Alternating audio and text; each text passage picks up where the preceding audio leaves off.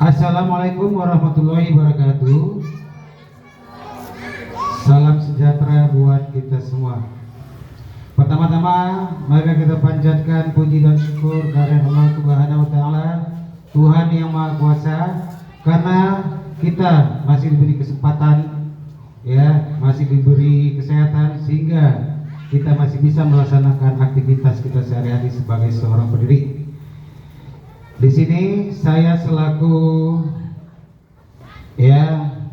pembawa acara. Pada hari ini acaranya adalah diseminasi budaya positif di sekolah SD Negeri 023893 yang nanti pematerinya khusus kita datangkan dari CGP Angkatan 11 Kota Binjai, kebetulan pula narasumbernya merupakan salah seorang guru di SD kita ini. Adapun tertib acaranya, pertama adalah pembukaan, udah saya laksanakan. Kedua nanti doa. Ketiga sepatah dua kata atau kata-kata sambutan dari Bapak Kepala Sekolah. Kemudian masuk acara keempat adalah acara yang kita nantikan, adalah pemaparan materi dari Ibu Firnayanti. Dan terakhir penutup. Oke, sekarang kita masuk acara kedua, acara doa. Kita doa menurut ajaran agama kepercayaan kita masing-masing. Untuk yang beragama Islam saya pimpin. A'udzubillahi minasyaitonirrajim. Bismillahirrahmanirrahim. Alhamdulillahirabbil alamin, wassalatu wassalamu ala asrafil anbiya'i wal mursalin wa ala alihi washabihi ajmain. Ya Allah, ya Tuhan kami, pada hari ini kami keluarga besar SD 023893 berhimpun di ruangan ini ya Allah, dalam rangka mendengarkan pemaparan materi dari narasumber Ibu Firnayanti. Ya Allah, berikanlah pada kami kemudahan untuk mencerna materi apa yang disampaikan oleh dia Allah, dan berikan pula lah pemateri kelancaran dalam menyampaikan materinya Allah. Di samping itu ya Allah, berikanlah pula kami kesehatan ya Allah, sehingga kami bisa melaksanakan tugas-tugas kami sehari-hari selaku seorang pendidik. Ya Allah ya Tuhanku, hanya kepadamu lah kami meminta dan memohon pertolongan. Rabbana atina fid dunya hasanah wa fil akhirati hasanah wa qina adzabannar. Walhamdulillahirabbil alamin. Oke, sekarang kita masuk acara yang ketiga, yaitu kata sambutan atau sepatah dua kata dari Bapak Kepala Sekolah. Kepada Bapak Kepala Sekolah, waktu dan tempat kami persilakan dengan segala hormat.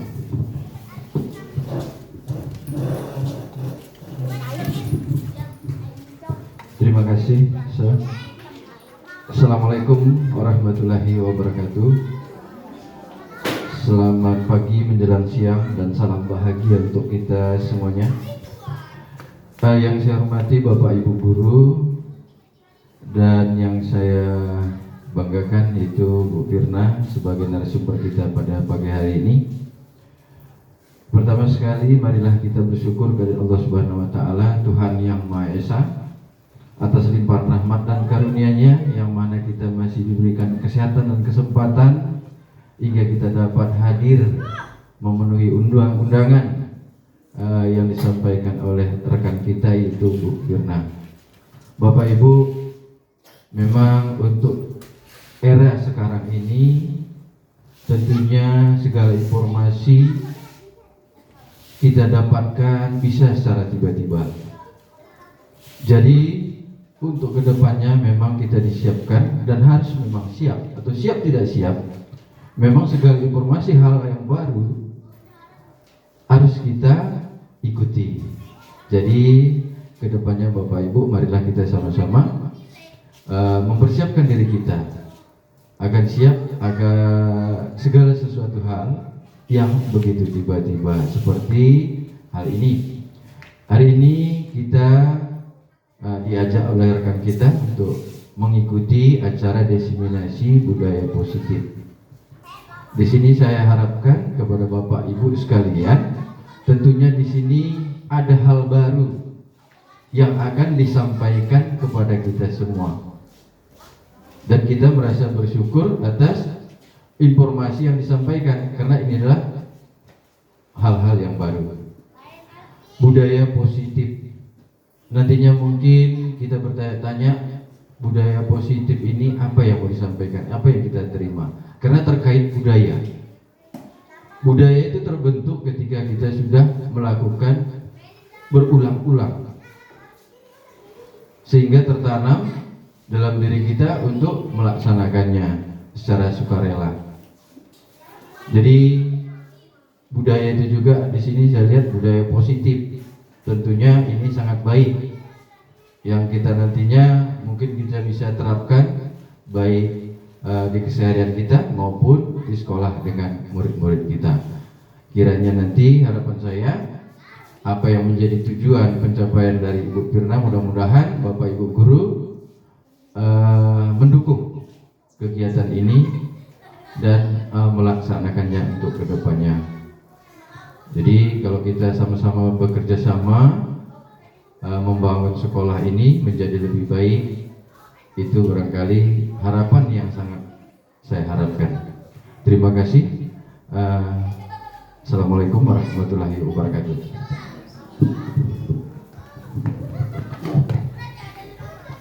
Ya, terima kasih kepada Bapak Kepala Sekolah yang sudah memberikan kata sambutan dalam rangka kegiatan pemaparan materi diseminasi budaya positif di SD kita.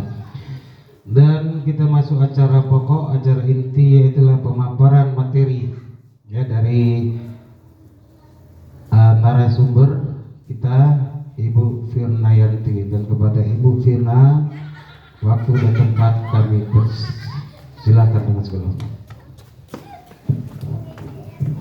Ya, sebelumnya terima kasih saya ucapkan kepada Pak Maruzar yang sudah menjadi moderator pembawa acara kita hari ini, dan kepada Bapak yang sudah memberikan kata sambutannya. Assalamualaikum warahmatullahi wabarakatuh. Selamat siang, selamat pagi menjelang siang kepada Bapak Ibu semuanya. Sebelumnya saya mengucapkan terima kasih karena hari ini sudah sudi kiranya membantu saya untuk hadir di sini dalam rangka pemenuhan tugas saya sebagai seorang CGP Angkatan 11 untuk membuat aksi nyata. Jadi dalam hal budaya positif di sekolah saya sendiri, SD Negeri 023893. Nantinya saya berharap kita mampu saling berkolaborasi dan saling mencurahkan pikiran, ide-ide dan gagasan dalam diskusi kita hari ini ya Bapak Ibu. Alhamdulillahirrahmanirrahim. Wassalatu wassalamu ala asrofil anbiya'i wal mursalin wa ala alihi washabihi ajma'in. Puji dan syukur kita sampaikan kepada Allah, Tuhan semesta alam, yang sampai pada hari ini masih diberi, kita semua masih diberi kesehatan, kesempatan dan kebahagiaan, sehingga kita bisa berkumpul di ruangan di sekolah kita yang tercinta ini. Itu suatu berkah yang luar biasa menurut saya Bapak Ibu. Dan salawat dan salam saya sampaikan kepada Nabi Muhammad SAW. Baiklah Bapak Ibu, untuk membersihkan sebelumnya, mungkin Bapak Ibu, apa itu budaya positif? Apa sih yang akan kita bahas atau kita diskusikan dalam budaya positif ini? Nah, di sini ada konsep inti yang akan kita bahas nantinya. Yang pertama, perubahan paradigma belajar. Selanjutnya, disiplin positif, teori motivasi perilaku manusia, keyakinan kelas. Nah, nanti diharapkan nanti kita sampai membuat ke keyakinan sekolah dan nanti akan ke keyakinan kelas. Hukuman dan penghargaan, kebutuhan dasar manusia, posisi kontrol guru, dan segitiga restitusi. Nah, yang pertama perubahan paradigma belajar. Ya Bapak Ibu.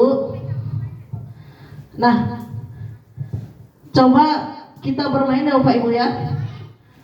Coba Bapak Ibu menggenggam tangan yang Bapak Ibu yang ini sebagai A, menggenggam tangan yang sebelahnya sebagai pihak B ingin membuka gempalan tangan kita.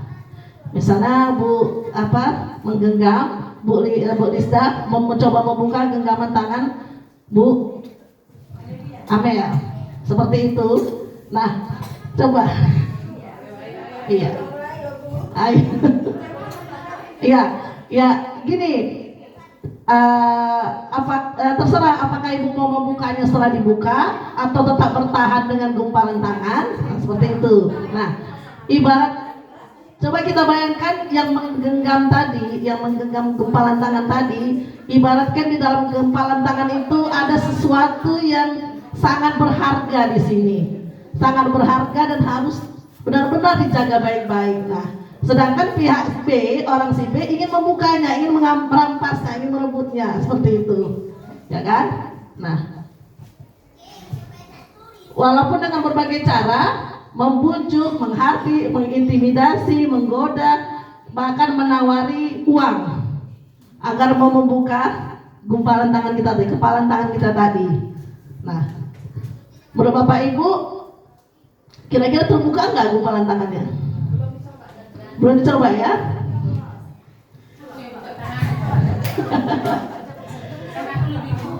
Ayo coba.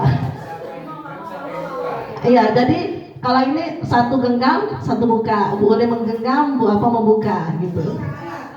Iya. Ayo.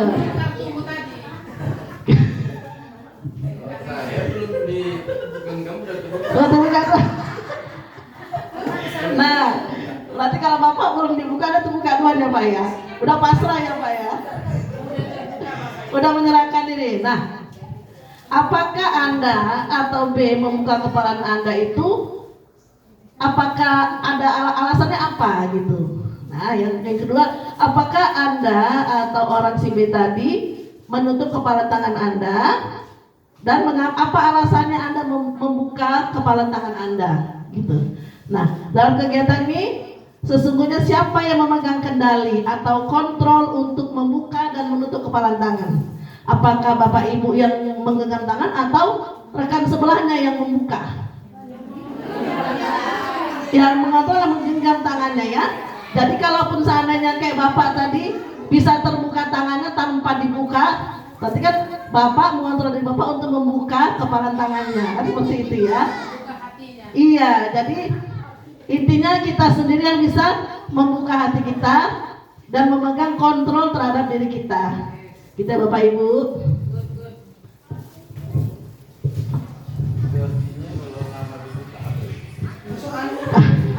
Kalau lama dibuka, iya. Berarti dia orangnya tidak mau membuka untuk, berarti orangnya tidak bisa serta-merta menerima perubahan gitu Pak. Dia harus menyaring sepertinya mungkin. Konteksnya kan perubahan, ya kan? Jadi itu tergantung pribadi masing-masing. Jadi dia ke Bapak itu tadi udah buka, kan Bapak ini ingin membukanya kan gitu. mau berbagi. Iya. Ada yang pengen buka, memang dia nggak mau berubah, dia mau gitu saja.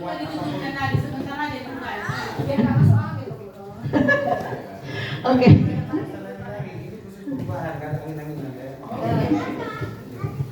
Ya, jadi Bapak Ibu, nah seperti yang Bapak Ibu bilang tadi, sampaikan bahwasanya jawabannya itu bervariasi. Ada yang bersedia membuka, tapi ada juga yang bertahan terhadap kepalan tangannya. Nah, pertanyaan ketiga, siapa yang sedang memegang kontrol? Tadi Bapak Ibu menjawab, ya yang memegang kepalan tangan, yang punya kontrol atas dirinya. Nah, jadi walaupun bagaimanapun orang ingin membuka kepalan tangan kita, ditawarkan apapun, jawabannya tentu kita sendiri memegang kontrol atas kepalan tangan kita, ya. Kita bergantung pada diri kita sendiri sesuai motivasi kita saat itu. Mau kita buka atau kita tutup, buka tutup gitu ya, Bapak Ibu ya. Nah, jadi itu sekedar intermezzo untuk sampai ke teori kontrol tadi Bapak Ibu. Menurut menurut ahli Dr. William Glasser dalam kontrol teori, nah ada berkembang dinamakan choice teori ya, meluruskan beberapa miskonsepsi tentang makna kontrol. Nah, ilusi guru mengontrol murid. Selama ini kan kita guru mengontrol murid. Nah, pada dasarnya kita dapat memaksa murid untuk berbuat sesuatu jikalau murid tersebut memilih untuk tidak melakukannya, ya. Walaupun tampak guru sedang mengontrol perilaku murid, tapi murid sebenarnya mengizinkan dirinya untuk dikontrol oleh gurunya, gitu. Tapi selama ini pemahaman miskonsepsi kita yang mengontrol murid. Ternyata murid itu membiarkan dirinya untuk dikontrol oleh gurunya, gitu. Nah, teori kontrol ini menyatakan bahwa semua perilaku memiliki tujuan, bahkan terhadap perilaku yang tidak disukai. Selanjutnya, ilusi bahwa semua penguatan positif efektif dan bermanfaat. Penguatan positif atau rujukan adalah bentuk-bentuk kontrol. Segala usaha untuk mempengaruhi murid agar mengulangi suatu perilaku tertentu adalah usaha untuk mengontrol murid tersebut. Nah, dalam jangka waktu tertentu kemungkinan murid tersebut akan menyadarinya dan mencoba untuk menolak rujukan kita, atau bisa jadi murid tersebut menjadi tergantung pada pendapat sang guru untuk berusaha. Nah, jadi ada juga pengaruhnya guru ya.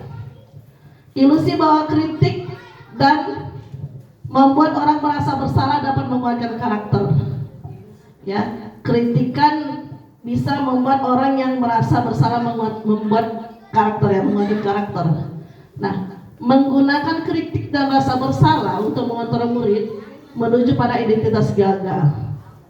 Nah, jadi kalau kita mengontrol murid dengan membuat murid tersebut merasa bersalah, itu membuat murid tersebut merasa gagal, gitu. Ya kan? Mereka mengembangkan dialog diri yang negatif.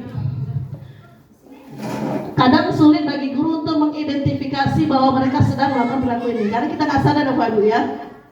Kita sedang melakukan kontrol negatif atau positif kepada anak-anak didik kita. Karena seringkali guru menggunakan suara halus, bahasanya halus, mungkin tidak marah-marah, tapi membuat siswa tersebut merasa bersalah. Padahal suara halus tersebut rupanya pesannya negatif, gitu. Ya, jadi walaupun bahasanya lembut halus, tapi kalau pesannya negatif bisa membuat siswa tersebut menuju identitas gagal. Selanjutnya, ilusi bahwa orang dewasa memiliki hak untuk memaksa. Nah, kita sering kali ya, dewasa memiliki hak untuk anak-anak kita memaksa. Kamu harus seperti ini, harus begini, harus seperti ini. Nah, banyak orang dewasa yang percaya bahwa mereka memiliki tanggung jawab untuk membuat murid-murid berbuat hal tertentu. Apapun yang dilakukan dapat diterima selama ada sebuah kemajuan berdasarkan sebuah pengukuran kinerja. Pada saat itu pula orang dewasa akan menyadari bahwa perilaku yang memaksa tidak akan efektif untuk jangka waktu yang panjang. Nah, jadi kalau kita memaksa itu tidak akan efektif terlalu lama, hanya sebentar, pada saat itu saja. Dan biasanya membuat hubungan permusuhan yang terbentuk. Jadi mungkin ada kesan rasa tidak suka siswa tersebut kepada gurunya. Seperti itu, Bapak Ibu. Teori kontrol. Bagaimana seseorang bisa berubah dari paradigma stimulus respon. Nah, selama ini kita kan memberikan stimulus, muncullah respon. Sekarang kita ubah kepada pendekatan teori kontrol. Bila kita ingin membuat kemajuan, ya ini kata-kata bijak dari Stephen R. Covey ya. Itu kayaknya saudara Bully itu bukannya? Tangga Bully kayaknya ya, Stephen R. Covey. Anak ibu ya, Stephen ya. Bila kita ingin membuat kemajuan perlahan, sedikit-sedikit ubahlah sikap atau perilaku Anda. Namun bila kita ingin memperbaiki cara-cara utama kita, maka kita perlu mengubah kerangka acuan kita. Ubahlah bagaimana Anda melihat dunia, bagaimana Anda berpikir tentang manusia. Ubahlah paradigma Anda, skema pemahaman, dan penjelasan aspek tertentu tentang realitas. Nah, di sini ada perbedaan stimulus respon dengan teori kontrol. Nah, di sini Bapak Ibu ya, selama ini kan kita menggunakan stimulus respon, bukan teori kontrol. Apa perbedaannya? Kalau stimulus respon kita menganggap semua realitas kebutuhan kita sama. Murid itu kita anggap kebutuhannya sama. Ternyata di teori kontrol realitas kebutuhan itu berbeda, tidak sama. Semua di stimulus respon semua orang melihat hal yang sama, tapi di teori kontrol setiap orang memiliki gambaran yang berbeda. Selanjutnya kita mencoba mengubah orang agar berpandangan sama dengan kita. Nah, ini sering kita ya, kita mencoba mengubah pandangan orang agar sama dengan pandangan kita. Tapi dalam teori kontrol kita berusaha memahami pandangan orang lain tentang dunia, gitu. Selanjutnya perilaku buruk dilihat sebagai suatu kesalahan. Kita selalu menganggap kalau buruk itu salah, dia melakukan kesalahan. Tapi dalam teori kontrol, semua perilaku tersebut yang buruk dan yang baik itu ada tujuannya masing-masing. Setiap anak itu punya tujuannya kenapa dia berperilaku buruk seperti itu. Selanjutnya orang lain bisa mengontrol saya. Nah, di teori kontrol hanya Anda yang bisa mengontrol diri Anda sendiri. Selanjutnya saya bisa mengontrol orang lain. Nah, di teori kontrol Anda tidak bisa mengontrol orang lain. Pemaksaan ada pada saat bujukan yang gagal. Jadi kalau paksaan itu sebetulnya bujukan gagal, maka kita paksa. Tapi di teori kontrol, kolaborasi dan konsensus menciptakan pilihan-pilihan baru. Jadi ada kolaborasi antara guru dengan siswa untuk memperbaiki masalah atau kasus-kasus yang dilakukan oleh siswa. Selanjutnya modal berpikir menang kalah. Kalau sekarang teori kontrol harus berpikir menang, harus menang dan menang gitu. Lanjut Bapak ya. Nah, sekarang kita tentang disiplin positif. Bapak Ibu, adakah Bapak Ibu yang bisa memberikan masukan atau pemahaman tentang disiplin positif? Mungkin Bu Uli, apa itu disiplin positif Bu Uli? Yang lain, Ibu, Bu Wasil, atau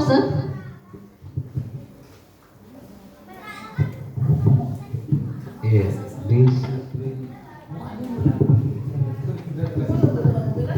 iya. Kalau lihat dari istilahnya disiplin positif ya. Inilah yang diharapkan ya, dengan menerapkan kedisiplinan tadi ya akan menciptakan hal-hal yang positif ya. Contohnya seperti kita selaku seorang guru, kita berupaya untuk mendisiplinkan anak kita, misal tetap datang tepat waktu atau mengerjakan tugas yang seharusnya di rumah tetap di rumah tanpa di sekolah. Itu kan mereka mendisiplinkan kita. Nah, kita mendisiplinkan mereka. Memang kadang dalam memberikan disiplin ini dia ada reward dan punishment kan gitu dia. Tapi inti ujung ya dari kedisiplinan itu memang hal-hal yang positif ya. Mungkin dia enggak untuk sekarang, untuk masa datangnya. Menurut itu saya belahnya dari kata disiplin dan positif aja.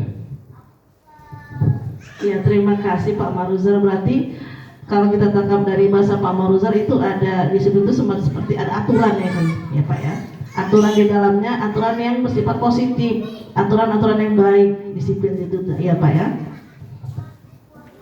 Bapak Ibu ada lagi yang lain mau ngasih tanggapannya?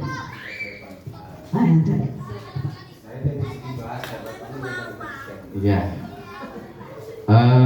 Seperti yang disampaikan Pak Maruzar tadi, ada dua kata di sana, disiplin dan positif. Disiplin artinya membuat suatu hal yang teratur sesuai dengan aturan yang berlaku, dan positif adalah hal-hal yang baik gitu. Jadi tentunya di sini kan ada dua belah pihak di sini, yang membuat aturan dan yang melaksanakan aturan. Jadi ketika itu dikatakan disiplin positif, artinya yang membuat peraturan dan yang melaksanakan peraturan itu dilakukan secara sukarela, tidak ada yang tersakiti. Kalau kita membuat peraturan, ada yang melaksanakan peraturan tersebut merasa terpaksa, itu tentunya mengurangi nilai-nilai dari positif. Jadi tentunya kalau disiplin positif ini, kalau kita simpulkan, kedua belah pihak ini, yang membuat dan yang melaksanakan, sama-sama ikhlas untuk melaksanakannya. Dan bagi yang tidak melaksanakan, tentunya buat peraturan ini juga mendidik secara positif tentunya. Itu barangkali mungkin bisa ditambah dari Bapak Ibu guru yang lain. Terima kasih. Iya, berarti dari Bapak Kepala Sekolah tadi disiplin positif lebih kepada tidak ada paksaan ya Pak ya, memang secara sukarela, secara ikhlas membuat suatu aturan atau disiplin yang baik dan dilaksanakan bersama, seperti itu ya Pak ya. Bu Amel mungkin ada mau masukan disiplin positif, silakan Bu. Saya rasa apa yang disebutkan Pak Manajer dan Kepala Sekolah tadi. Baiklah Bapak Ibu, coba kita lihat ya, apa itu sebenarnya disiplin positif. Nah, disiplin positif ya. Dalam budaya kita, makna kata disiplin telah berubah menjadi sesuatu yang dilakukan seseorang pada orang lain untuk mendapatkan kepatuhan. Ya, jadi di sini ada bahasa kepatuhan di situ. Dalam disiplin, kita cenderung menghubungkan kata disiplin dengan ketidaknyamanan. Jadi disiplin kadang membuat kita tidak nyaman karena kita dituntut patuh. Datang jam segini, pulang jam segini, kan seperti itu. Ada rasa ketidaknyamanan. Ya, itulah sekarang budaya kita ini ya. Nah, yang kedua, disiplin positif merupakan salah satu pendekatan disiplin diri yang memampukan seseorang untuk mengontrol perilakunya dalam kesadaran dan bertanggung jawab atas tindakan sebagai wujud menghormati diri sendiri dan orang lain. Nah, ini juga ada pandangan seperti ini ya, bahwasanya disiplin itu adalah pendekatan untuk mengontrol perilaku sehingga timbulnya kesadaran, tanggung jawab untuk menghormati diri sendiri dan orang lain. Jadi di tahap yang kedua ini tidak ada lagi paksaan, seperti kata Bapak. Sudah mulai dia merasa tidak terpaksa dan tidak nyaman.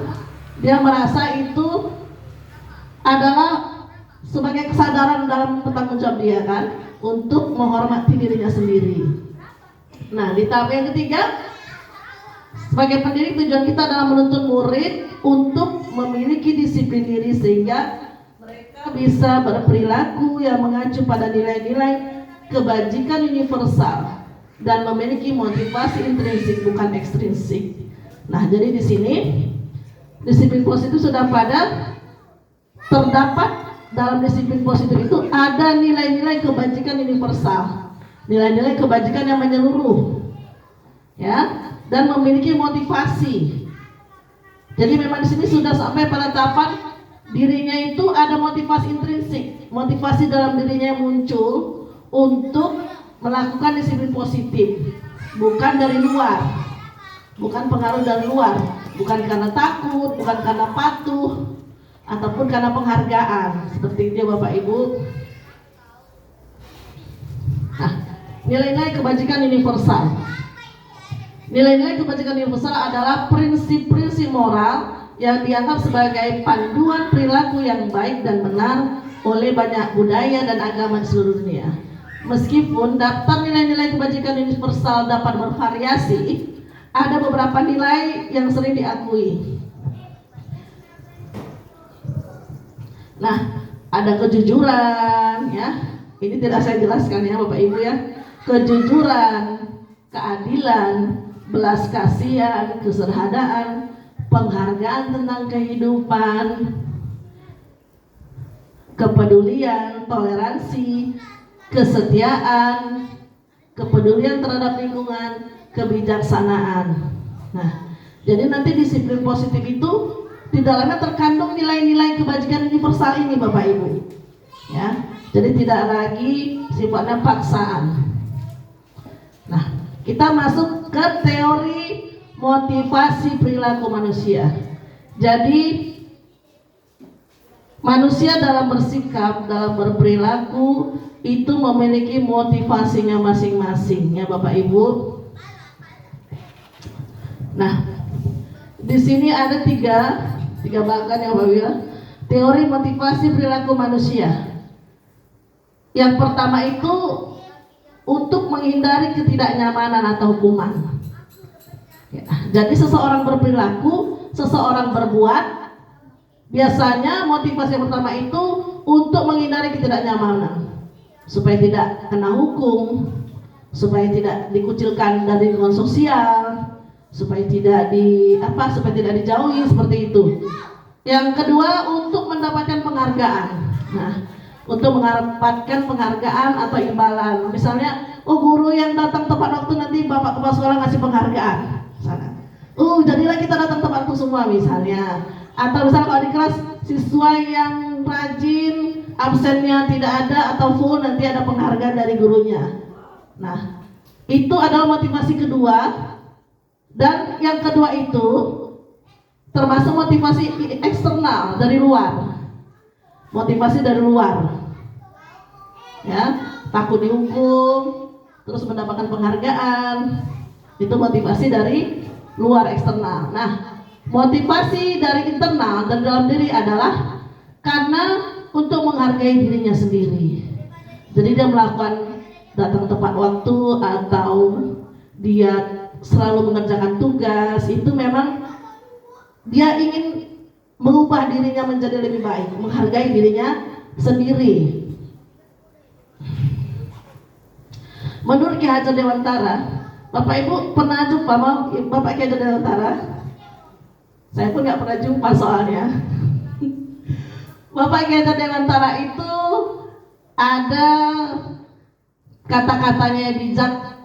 Dia berkata, merdeka itu artinya tidak hanya terlepas dari perintah, akan tetapi juga cakap untuk memerintah diri sendiri.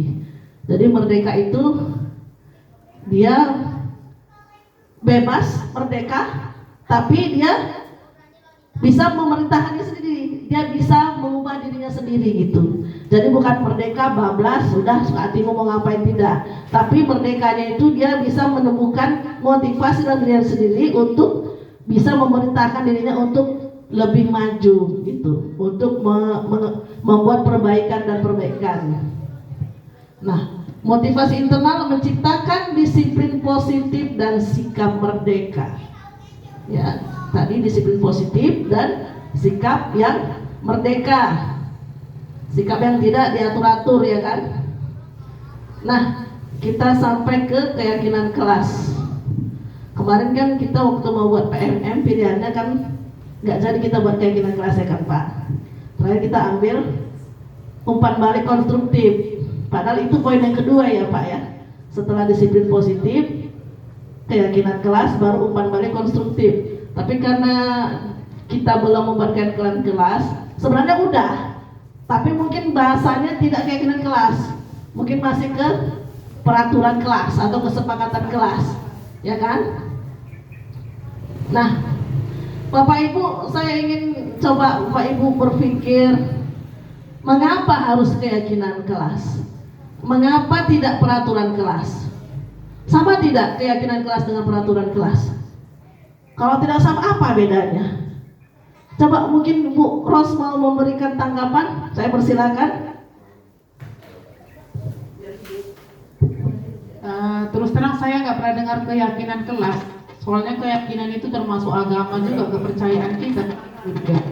Tapi mungkin dalam kurikulum merdeka itu salah satu aspek yang sangat penting. Kalau peraturan kelas saja tentu berbeda. Kalau ini kan dikatakan ya, lebih tinggilah keyakinan kelas, yakin dia pasti bisa dilakukan gitu dia ya. Tapi peraturan itu kata orang peraturan itu dibuat untuk dilanggar. Nah, itu saja. Keyakinan kayaknya bisa dilakukan, itu saja. Terima kasih. Terima kasih, Terus mungkin ibu yang lain ada yang bisa memberikan masukan, tanggapan? Maksudnya sama kesepakatan sama nggak itu? Iya, itu mau saya tanyakan. Itu keyakinan kelas sama kesepakatan kira-kira sama tidak? Mengapa harus keyakinan kelas sekarang di kurikulum mereka? Kenapa nggak peraturan kelas? Dulu kan peraturan kelas namanya ya kan? Kenapa sekarang harus keyakinan kelas? Apa bedanya? Oke, ya.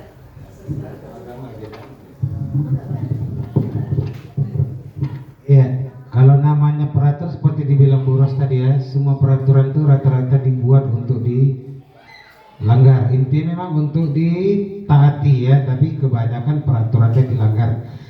Jadi kalau merupakan peraturan kelas ya, itu ada beberapa peraturan yang dibuat. Di situ ada dia reward, dia ada kalau mengikuti peraturan, dan kalau dia menyimpang dari peraturan dapat punishment, kan gitu dia. Tapi kalau keyakinan kelas, memang apa yang dibuat itu udah semua sepakat semua dan yakin mereka bisa melakukannya, ya. Dan kalau kita lihat konteks seperti tadi, yang disiplin apa tadi? Disiplin positif itu kan dia timbulnya dari diri sendiri, dari keinginan. Jadi kalau dia keyakinan kelas memang ingin dia seperti itu, dan insya Allah dia mereka tidak akan melanggar. Tapi kalau peraturan itu mungkin ya dibuat oleh satu atau guru atau apa dibuat dan untuk orang-orang tertentu dan harus ikut ini peraturan. Tapi aku yakin itu memang timbul dari diri masing-masing semua, seperti itu menurut saya. Mudah-mudahan itulah. Insya Allah mantap kali penjelasan Pak Se ya. Iya. Oke. Iya, ini kita diskusi Bapak Ibu ya. Untuk keyakinan kelas, peraturan kelas kita sudah sama-sama tahu ya Bapak Ibu. Peraturan kelas itu peraturan yang dibuat oleh sekolah atau gurunya ya. Kemudian di sinilah keyakinan kelas. Kata kuncinya mungkin kalau dari saya itu, keyakinan kelas itu ada suatu kesepakatan dari kita, oleh kita, dan untuk kita. Nah, ini mungkin bisa Bapak Ibu juga bisa menambahinya. Terima kasih. Iya, ada yang mau menambahkan lagi Bapak Ibu yang lain? Ibu Amer mungkin ini lagi seru sekali dia. Iya, iya boleh Bu Uli.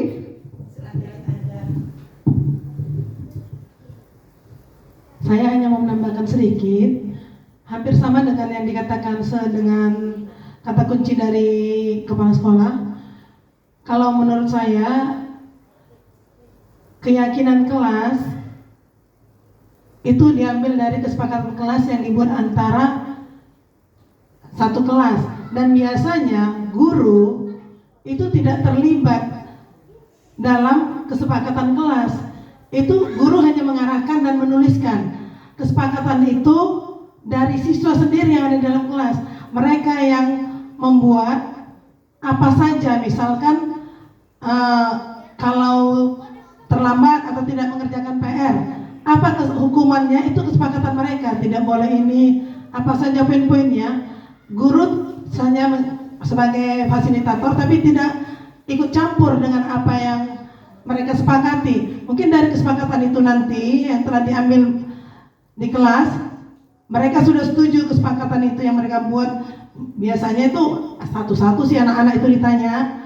Kemudian setelah didiskusikan bersama, mereka sudah mantap itu sebagai kesepakatan kelas, itu ada panisnya. Tapi dengan kumur sekarang, panisnya itu tidak berupa hukuman fisik. Mungkin ada hukuman yang lain yang diberikan dalam bentuk yang sesuai dengan kurikulum kita sekarang. Jadi dari kesepakatan, guru tinggal merampungkan itu menjadi keyakinan. Mereka sudah yakin, maka dibuatlah keyakinan kelas dari hasil kesepakatan yang mereka buat. Kalau peraturan, seperti kata kunci Bapak tadi, itu dibuat mungkin kalau zaman kita dulu sekolah, gurunya peraturan apa yang dibuat di guru itu sebelum masuk ketuk pintu dulu, itu hal umum. Kemudian kalau nggak kerjakan PR, ini hukumannya. Jadi konteksnya ke guru, sekarang itu ke siswa. Itu menurut saya aja. Terima kasih Bu Firna. Iya, berarti kayaknya Bapak Ibu ini sudah mulai meresap ini ya kan materinya ya. Sudah mulai mengkerucut kayaknya ya. Tapi tadi ada bahasa keyakinan kelas, udah kesepakatan kelas ya kan Bapak Ibu, kesepakatan kelas dibuat tidak ada campur tangan gurunya. Sedangkan di peraturan kelas mungkin dulunya gurunya aja membuat, murid-murid laksanakan seperti itu ya Bu. Sekarang kalau keyakinan kelas tidak diberi hak atau kebebasan kepada siswa untuk menentukan apa kesepakatan kelas tadi yang mau dibuat. Tapi tetap tadi kalau melanggar masih ada hukuman ya, Bu ya. Berarti masih hampir sama dengan peraturan kelas, ada hukuman juga ya kan? Tidak berubah hukuman berat. Iya. Nah. Iya. Mereka yakin, mereka bisa, mereka yakin nggak melanggar. Jadi kalau di situ kalau ada keyakinan kelas, kalau dia keyakinan kelas nggak ada lagi reward, ada lagi punishment, dia top. Kalau ada masih ada hukuman, ya itu aja kalau saya tambahnya. Tapi Pak Kunta. Iya, berarti memang benar dikatakan Pak saya kalau Pak Maruzar ya. Kita kasih tepuk tangan. Ayo kita semangat. Iya, benar sekali Bapak Ibu semuanya, sudah hampir benar, sudah hampir ke sana karena memang keyakinan kelas itu sekarang di kurikulum mereka tidak boleh ada lagi punishment, hukuman ya. Tapi bahasanya sekarang konsekuensi. Nanti kita akan ke sana Bapak Ibu. Nah, coba Bapak Ibu pahami ini. Katakan, tell me why, katakan mengapa. Mengapa kita harus datang tepat waktu saat mengajar? Yang kedua, mengapa kita memakai helm saat mengendarai sepeda motor? Coba, mohon Bapak Ibu bisa menjawab ini. Jawab Bapak Ibu dengan bahasa Bapak Ibu sendiri. Kalau salah nggak dimarahi Bapak Kepala Sekolah kok.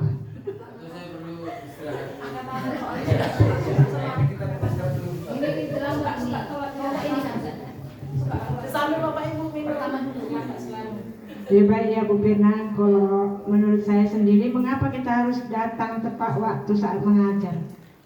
Memang itu sudah kewajiban kita sebagai seorang guru, datang tepat waktu. Karena kenapa? Karena anak-anak sudah menunggu di sekolah itu. Jadi kalau kita terlambat, pasti anak-anak akan bertanya dan bisa dia berantakan di kelas itu ya Bu Firna. Kalau kita lama datang, biasanya anak-anak lebih duluan. Jadi walaupun jauh itu, kalau udah lama kita datang, udah tergesa-gesa rasanya. Kayak mana anak kita nanti di sekolah itu.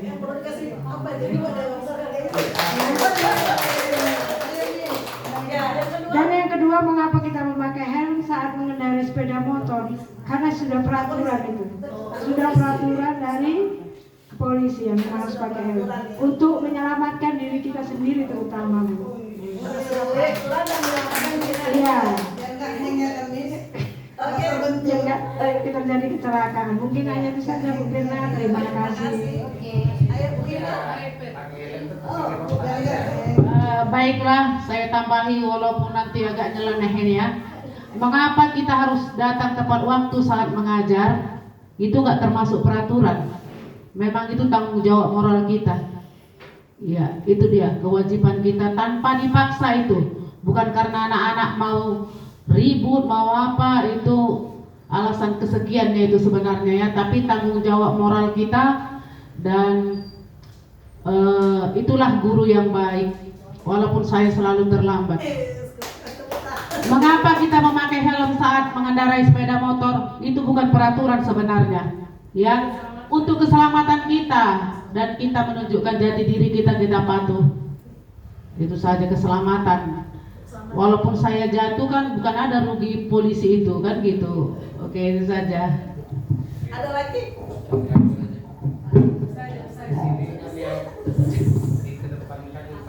Apa dari yang ibu guru muda dulu? Ya, cepat Bu. Kalau menurut saya, mana Bu slide-nya?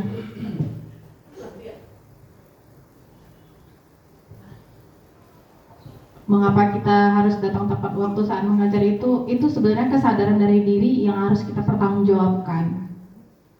Karena kita itu harus mencontohkan sebelum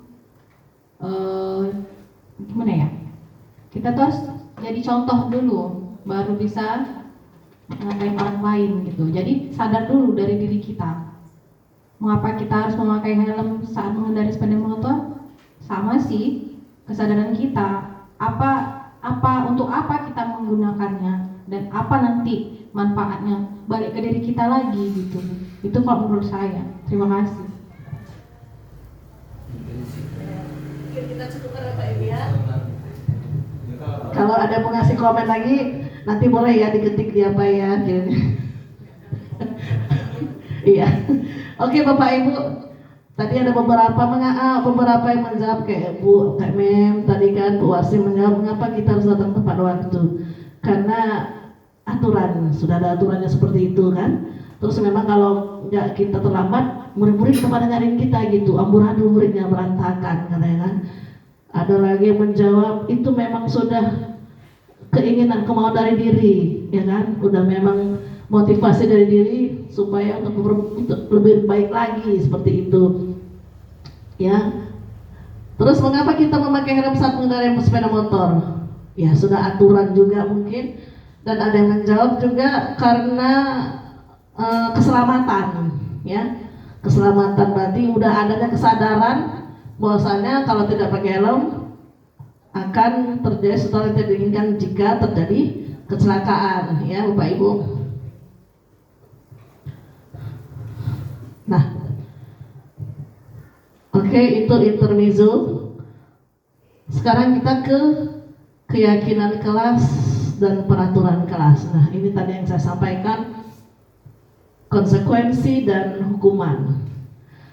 Pada keyakinan kelas adalah kesepakatan, ya ini ya seperti dibilang Bu Uli sama Bapak sama saya, kesepakatan yang dibuat bersama, ya, membuatnya bersama antara guru dan siswa untuk menciptakan lingkungan belajar yang positif dan produktif di kelas. Nah, ketika keyakinan kelas dilanggar oleh siswa, maka terjadilah konsekuensi yang harus dilakukan oleh siswa tersebut untuk menebus kesalahannya. Jadi pada keyakinan kelas dia konsekuensi bahasanya. Nah, pada peraturan kelas biasanya dibuat oleh guru. Nah, ini ya, poin pokoknya dia dibuat oleh guru tanpa melibatkan siswa. Jadi tadi sudah pas dia arahannya ke sana. Jadi peraturan kelas itu guru yang membuat, siswa nggak ditanya maunya bagaimana. Kelas kita ini mau dibuat bagaimana? Oh Bu, saya mau kelasnya bersih lah Bu, enak kalau belajar bersih. Oh Bu, saya maunya kalau belajar jangan ada lah Bu orang yang keluar-keluar nggak konsentrasi, bolak-balik permisi misalnya. Seperti itu. Jadi dari siswa. Nah, kalau peraturan kelas dilanggar hukuman. Jelas sering kita dapat sekarang ya, dihukum. Tapi sekarang tidak boleh ada lagi hukuman dalam kurikulum Merdeka ya Bapak Ibu ya. Bagaimana membuat keyakinan kelas? Ini mungkin Bapak Ibu sudah paham saya rasakan karena hampir sama sih dengan buat peraturan kelas, cuma ada perbedaannya dengan melibatkan siswa tadi. Yang pertama, guru mengajak siswa mengungkapkan keinginannya. Nah, jadi guru melemparkan ke siswa, apa yang mau kita buat nak kelas ini nak? Bagaimana? Coba lihat kelas kita, apa yang mau kita buat? Kita tanya kepada siswanya. Terus setelah mereka berpikir membayangkan apa yang mau dibuat supaya kelas kita ini menjadi kelas impian, kelas yang nyaman, belajar nyaman, tenang, mereka betah di kelas. Terus kita menyuruh mereka untuk menuliskannya, dituliskan, masing-masing menuliskan. Nah, tentang bagaimana kelas impian mereka. Lalu yang keempat, setelah ditulis tentang kelas impian, dibaca satu persatu. Tapi kalau nanti ada yang hampir sama, mungkin tidak dibaca. Jadi yang disimpulkan, dibaca satu persatu, disimpulkan mana yang sama, hampir sama mendekati, disatu-satukan seperti itu. Selanjutnya guru dan siswa berdiskusi. Sudah ada poin-poinnya, sudah dapat poin-poin keyakinan kelasnya, maka didiskusikan. Apa yang penting, yang langsung mereka tulis, yang kalimatnya kalimat positif. Jadi kalau peraturan kelas, tidak boleh membuang sampah sembarangan misalnya. Tidak boleh keluar tanpa izin guru. Tidak ada lagi bahasa tidak boleh.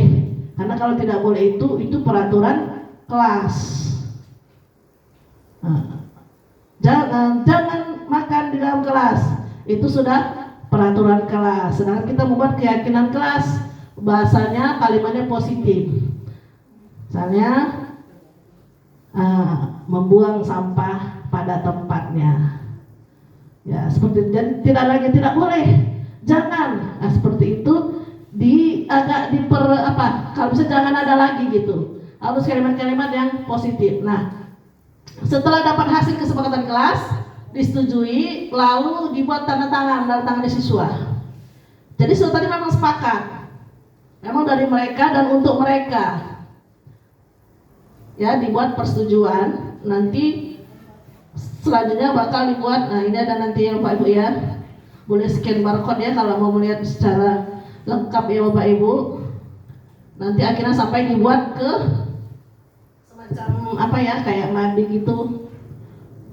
Dibuat bisa secantik-cantik seperti itu boleh ya kan, dibuat nanti untuk keyakinan kelasnya. Jadi mereka sama-sama ingat dan paham, kalau mereka misalnya buang sampah, kita ingatkan keyakinan kelas apa yang kamu langgar. Nah, itu.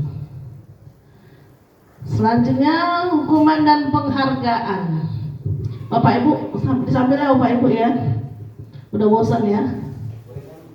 Boleh sambil Bapak Ibu.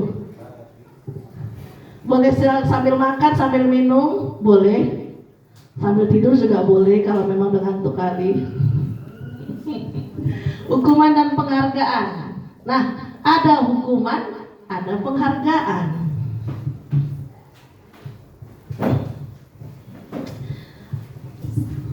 Apa tujuan kita mempelajari hukuman dan penghargaan? Yang pertama, guru bisa dapat menjelaskan konsep hukuman dan penghargaan dan konsep pendekatan restitusi. Ya. Nanti kita akan melakukan segitiga restitusi Bapak Ibu. Selanjutnya yang kedua, guru dapat melakukan pengamatan dan peninjauan atas praktek penerapan konsep-konsep tersebut di lingkungan sendiri.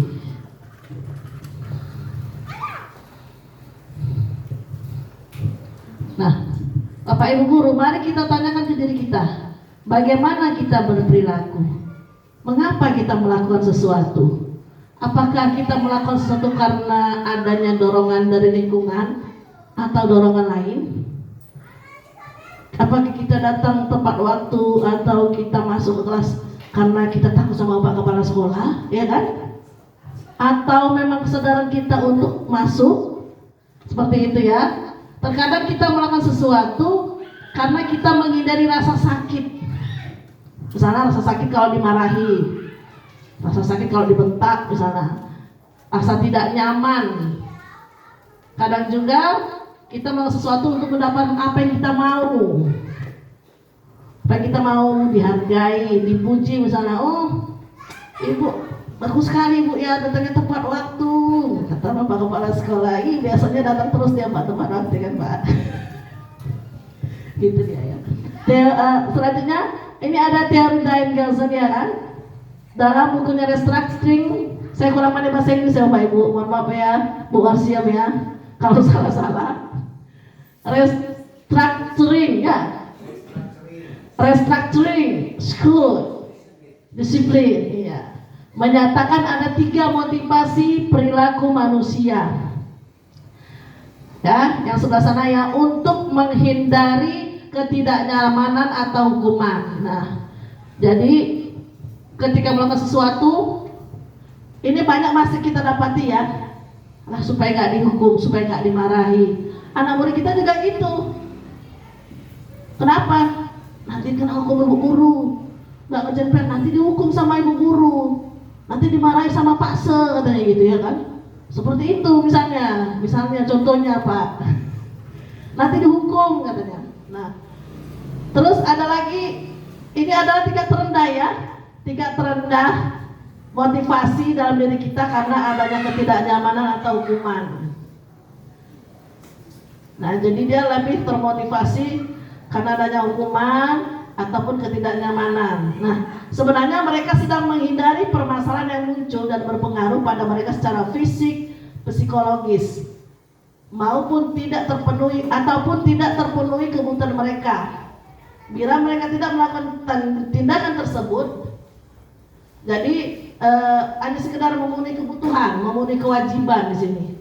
Ya, itu motivasi yang bersifat eksternal. Sedangkan ini untuk mendapatkan imbalan atau penghargaan dari orang lain. Nah, ini tadi sudah ya. Untuk menjadi orang yang mereka inginkan. Nah, ini sudah ya.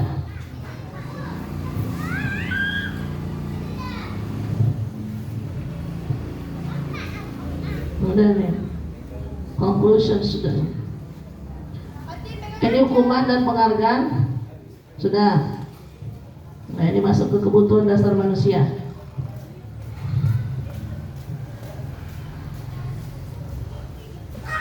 Nah, tujuannya adalah untuk menjelaskan kebutuhan dasar yang menjadi motif dari tindakan manusia, ya, baik murid maupun guru. Yang kedua, guru dapat menganalisis dampak tidak terpenuhi kebutuhan dasar, ya kan, Bapak Ibu.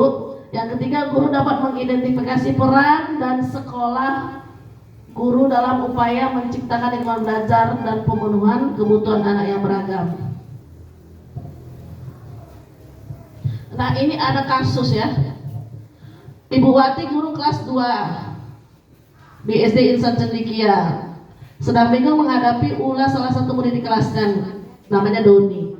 Beberapa anak di kelas 2 telah datang padanya dan mengeluhkan Doni yang seringkali meminta bekal makan siang mereka dengan paksa. Jika Anda menghadapi situasi seperti Ibu Ambar, apa yang akan Anda lakukan? Menurut Anda kira-kira alasan Doni melakukan hal itu apa? Ibu Wati, iya Ibu Wati itu ya Bapak. Salah ketik deh itu. Ada yang bisa ngasih tanggapan Bapak Ibu? Kira-kira apa yang Bapak Ibu lakukan jika terjadi kasus seperti ini? Ya.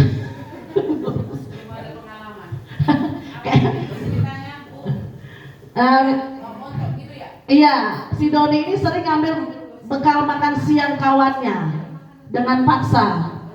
Ambil dicomot-comot gitu dengan paksa. Terus menurut Anda kira-kira apa ya menjadi alasan si Doni melakukan itu?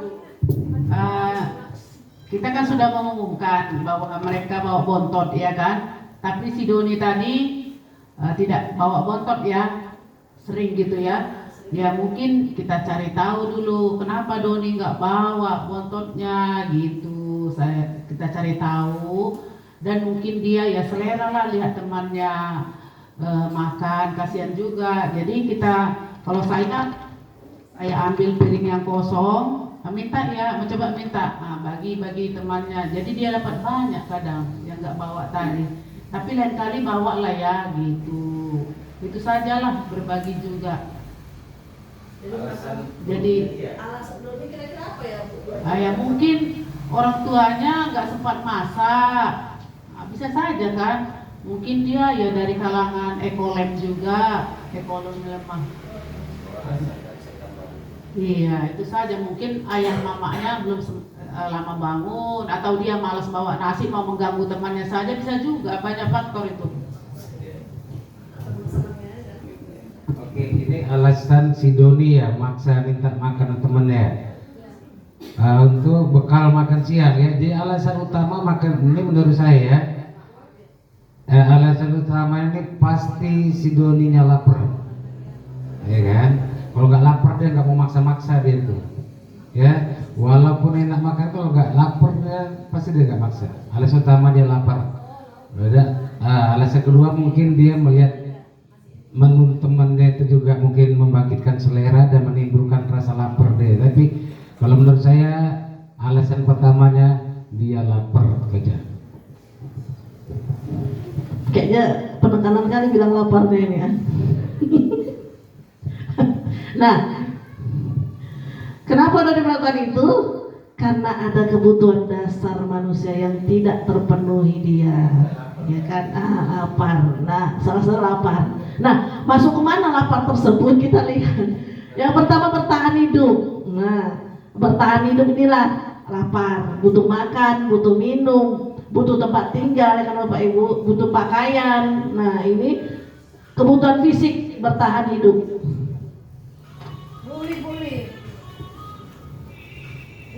Nah, selanjutnya kebutuhan akan kasih sayang dan rasa diterima. Ya, kasih sayang dan diterima. Selanjutnya penguasaan, kebutuhan untuk diakui atas kemampuannya. Kebutuhan akan kebebasan, membuat pilihan.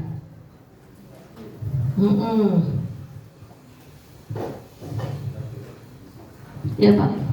Dan kesenangan, kebutuhan untuk merasa senang. Kebebasan. Jadi Bapak nanti kalau nyuruh rekan-rekan guru, nanti ikut kegiatan ini, Bapak tanya dulu, Ibu mau nggak ikut mobil? Nggak ya Cik? Apa itu Pak? Bercanda aja tuh Pak ya. Nah,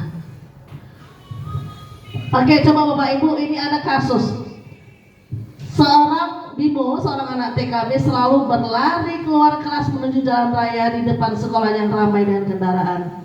Tingkahnya membuat gurunya Bu Ani bingung dan seringkali lari mengejarnya. Ada nggak anak kita kayak gitu Bapak Ibu? Ada ya? Keluar lari dia ya kan? Nah, ada beberapa kemungkinan jawaban yang diberikan Bimo. Identifikasi kebutuhan yang ingin dipenuhi oleh Bimo. Jika respon Bimo seperti di kolom sebelah kiri. Nah, responnya begini, aku senang Bu main kejar-kejaran dengan ibu guru, seru katanya. Kalau menurut Bapak Ibu, kebutuhan apa yang tidak terpenuhi? Kebebasan, penguasaan, kesetiaan, cinta dan kasih sayang. Yang mana kira-kira Bapak Ibu ya? Kesenangan ya, lebih pada kesenangan ya. Makanya dia bilang aku, karena senang dia ya, dia tuh kayak main kejar-kejar. Jadi Bapak Ibu tuh kalau ada muridnya keluar tuh jangan marah-marah, itu berarti senang dia, lagi senang hati. Iya, kesenangan, benar sekali Bapak Ibu ya. Selanjutnya, nah kalau jawaban Bimo tadi, aku hebat kan, bisa bikin ibu kejar aku. Iya. Hebat kan Bu, ibu jadi kejar-kejar aku. Itu kira-kira kebutuhan apa yang tidak terpenuhi dari diri dia? Penguasaan. Iya, karena dia butuh untuk diakui, ya kan? Diakui bahwa dia ada kadang-kadang. Kalau nggak gitu gurunya nggak nampak ada si Bimo sama ini. Karena sering lari-lari, oh itu Bimo, langsung hafal. Menyetir mobil, ini ada lagi kasus yang lain. Dimas kena berusia 17 tahun, ia senang sekali ketika ayahnya mulai mengajarkan menyetir mobil. Setiap akhir pekan dia berlatih menyetir, sampai akhirnya ia bisa menyetir dengan baik dan lancar. Nah, ketika ibunya bertanya pada Dimas, apa yang membuat Dimas ingin bisa menyetir mobil? Maka jawaban Dimas seperti ini, kebutuhan apa yang ingin dia penuhi? Menyetir mobil itu seru. Apa kebutuhan yang ingin dipenuhinya Bapak Ibu? Kebebasan, penguasaan, kesenangan, cinta dan kasih sayang, kesenangan. Iya Bu Ima nih baca modul ya. Iya, seru. Senang ya, karena serunya senang ya. Iya benar sekali. Nah, Dina seorang anak kelas 3 SD, begitu tiba di rumah sepulang dari sekolah, menangis mengadu pada ibunya. Nah, iya Bu. Ibu guru bilang aku tidak boleh bersenandung sewaktu mengerjakan tugas. Katanya kelas harus tenang, tidak ada suara. Kan nggak seru jadinya. Jadi kira-kira kebutuhan apa yang kurang dari anak tersebut? Kebebasan, kesenangan. Coba kita lihat Bapak Ibu. Ternyata kesenangan. Jadi kalau nanti ada anak-anaknya ini berarti dia senang ya Bapak Ibu ya, bukan stres dia ya. Senang bernyanyi dia. Nah, ini kita lewatkan aja ya. Kita lewatkan aja ya speakingnya ya, biar cepat selesai ya Bapak Ibu. Posisi kontrol guru. Ada S-nya. Iya. S-nya nanti menyusul ya. Ini kontrol guru. Nah, ini tentang kontrol guru. Nah, posisi kontrol guru sebagai penghukum, kedua sebagai pembuat merasa bersalah, ketiga sebagai teman, keempat sebagai pemantau, kelima sebagai manajer. Nanti. Oke. Berada di posisi manakah Bapak Ibu selama ini? Nah, apakah pemantau?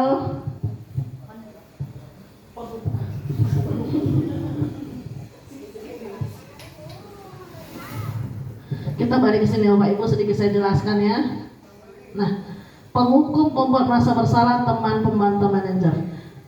Itu kan ada 5 posisi kontrol. Sebaiknya memang yang paling baik kita di posisi manajer, ya kan? Nanti kita arahkan ke bagaimana manajer itu. Tapi serendah-rendahnya kalau bisa kita di posisi 3 ke atas, ya. Jadi dikurangi, kalau bisa jangan di posisi kedua, agak dikurangi, membuat merasa bersalah. Ih, gara-gara kau lah nak, ibu kena marah sama kepala sekolah. Nah, itu membuat si anak tadi jadi merasa bersalah. Gara-gara mula nak, ibu jadi marah, jadi kesal, jadi ini, seperti itu ya. Oke. Tisa dan Hana dipanggil masuk ke ruangan Ibu Dewi, kepala sekolah. Ibu Dewi bahasa mendapat pengaduan dari Ibu Tisa bahwa Hana menggunakan kata-kata kasar dan merendahkan Tisa di sosial media. Bila Anda sebagai seorang kepala sekolah, penerapan disiplin apakah yang Anda lakukan untuk kasus Hana? Yang mana? Penghukum, pembuat rasa bersalah? Oh, saya kembalikan lagi ya Pak kasusnya ya. Si Tisa tadi sering mengucapkan kata-kata kasar, merendah-rendahkan orang di sosial media. Kira-kira penerapan disiplin apa yang cocok diterapkan untuk si siswa tersebut? Apakah penghukum, pembuat, ini sebagai orang tua di rumah ya. Kalau di sekolah sebagai apa cocoknya? Penghukum, pembuat rasa bersalah, teman, pemantau, manajer. Ya, kita lanjut dulu ya di sini ya. Nah dia sebagai penghukum, guru lebih menghardi, menunjuk-nunjuk. Kau ya, kamu ya, bandel kali misalnya. Seperti itu ya. Kamu udah sering kali buat kesalahan ya gitu. Kamu tidak melakukan ini ya, kamu melakukannya saya akan marah gitu kan. Terus hasilnya apa? Anak-anak akan menjadi memberontak, ya kan? Dan menyalahkan orang lain. Oh dia bu, orang dia kok bu, gara-gara dia bu, kata gitu. Kenapa? Karena kita langsung menjudge dia, kamu salah, kamu yang buat, seperti itu. Itu penghukum tanpa bertanya apa kesalahannya, mengapa dia melakukan hal tersebut.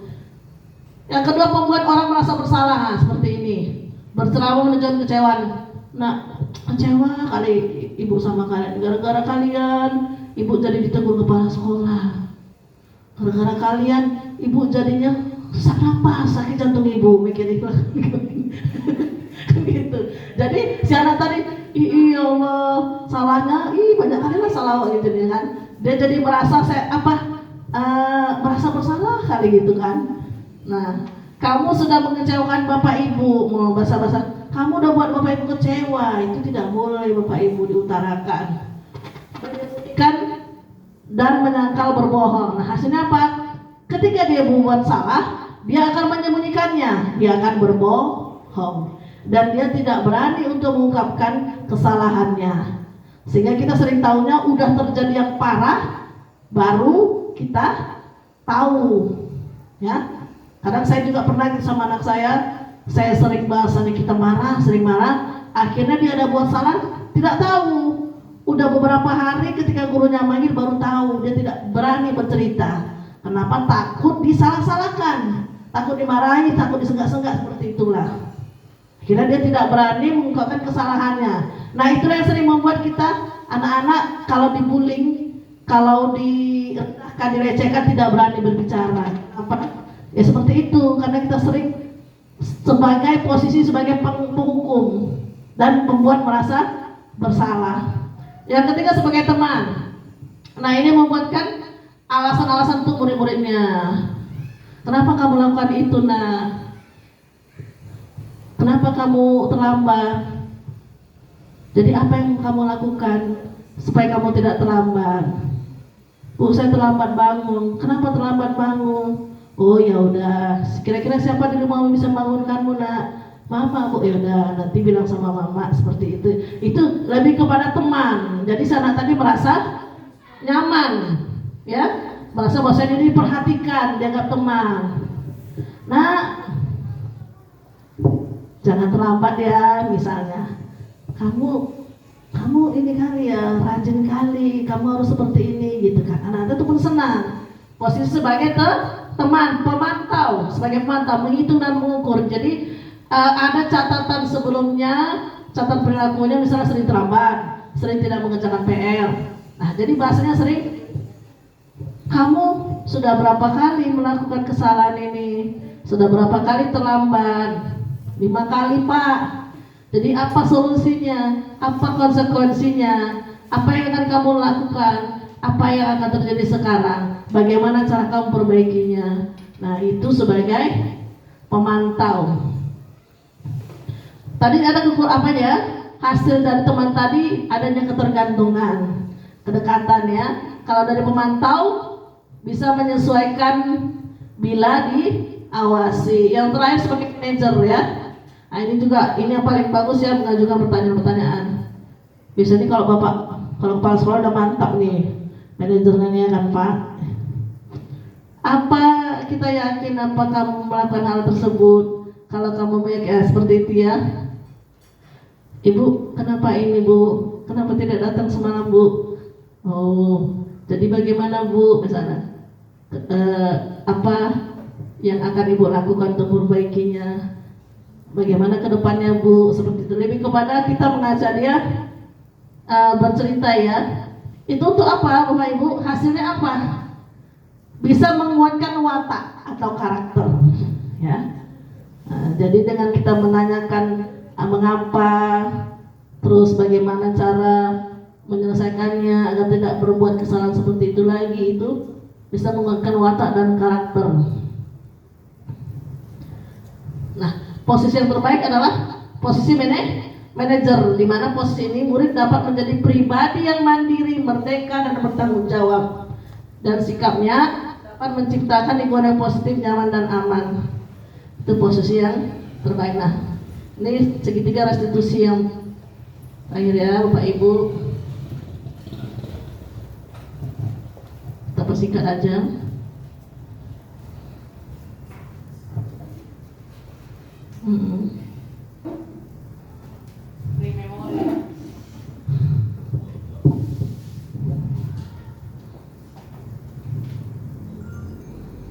Capek dia mungkin ini. Terakhir, bab segitiga restitusi. Udah sampai ujung ya, Pak?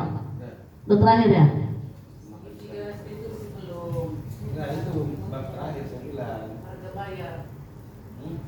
Restitusi kan harga bayar. Itu restitusi. Apa? Restitusi. Mana? Apanya? Ini restitusi. Kok nggak terbuka-buka slide-nya ini lagi sisanya? Bilang restitusi.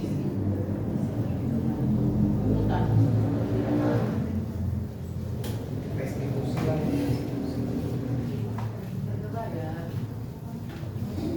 Nah, terakhir kita segitiga restitusi ya. Oke.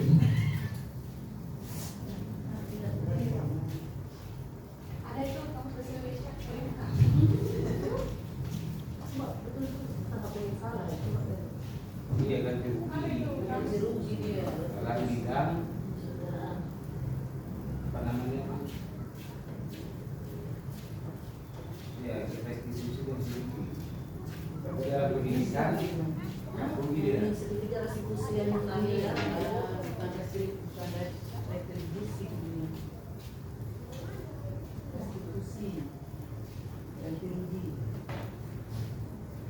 ini ada kasus ya, agak kecil ya. Saya mau misalkan dari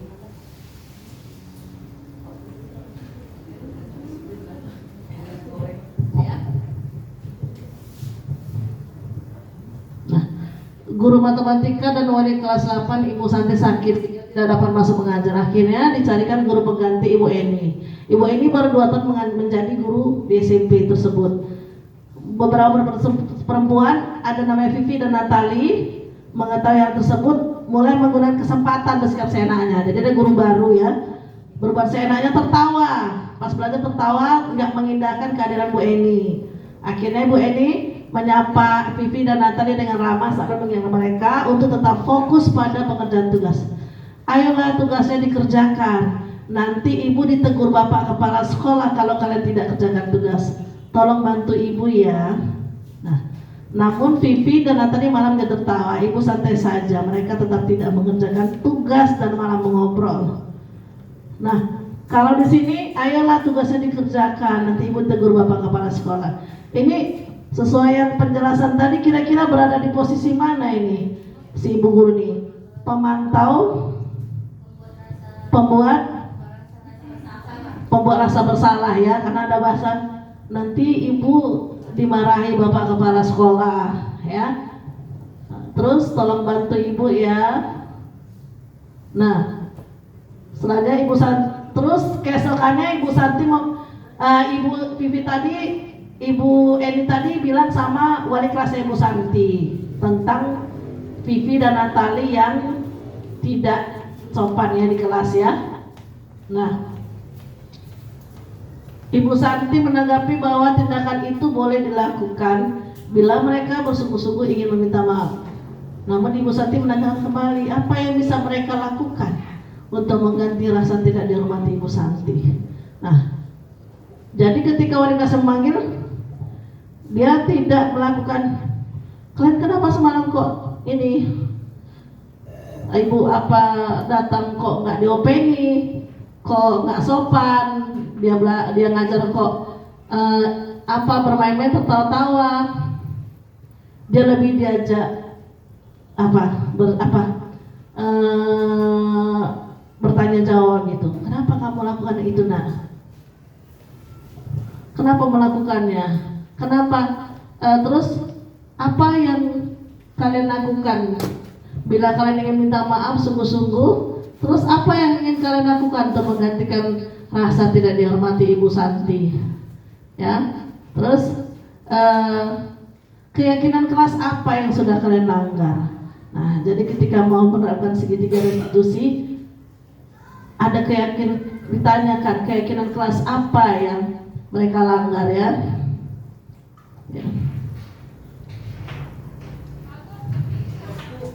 Ya. Jadi segitiga restitusi itu untuk memperbaiki keyakinan dalam diri dia ya.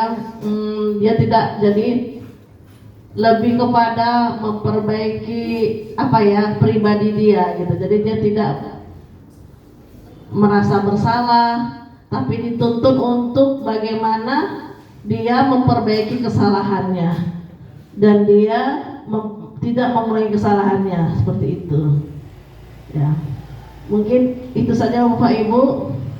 Sebenarnya masih banyak lagi tentang segitiga restitusi, lebih panjang lagi, tapi mungkin saya cukupkan di sini. Kamu sholat Jumat.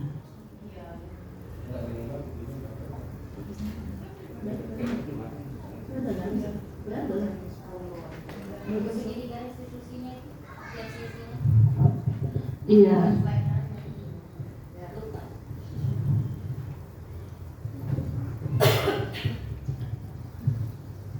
Iya.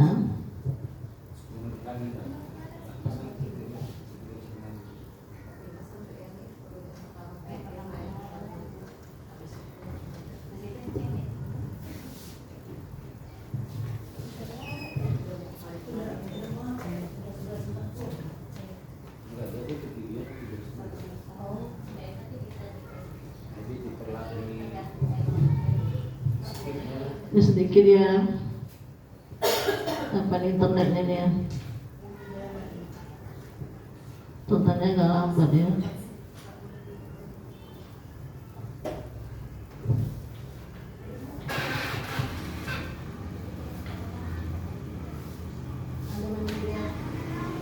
Ada segitiga positifnya nanti mau saya tunjukkan sama Bapak Ibu.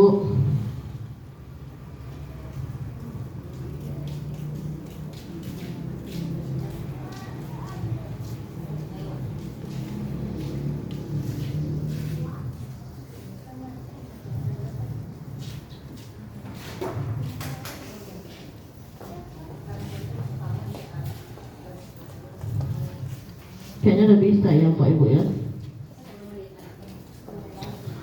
10 menit lagi.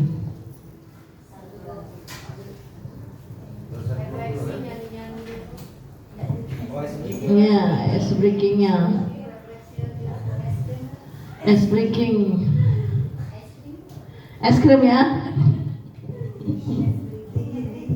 Itu ya Pak Ibu. Mungkin ada sedikit dari. Tidak saya cantumkan memang. Nah dia.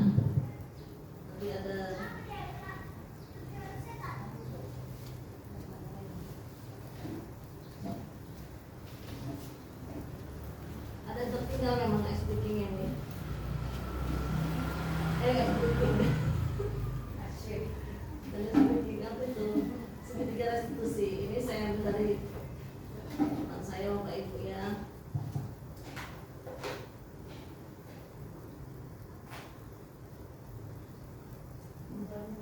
Ini udah kau bikin sedikit ini. Balikan sedikit. Ya, nanti ada segitiga restitusi. Segitiganya. Ada ya, kurangin ya. Jangan tambah dari.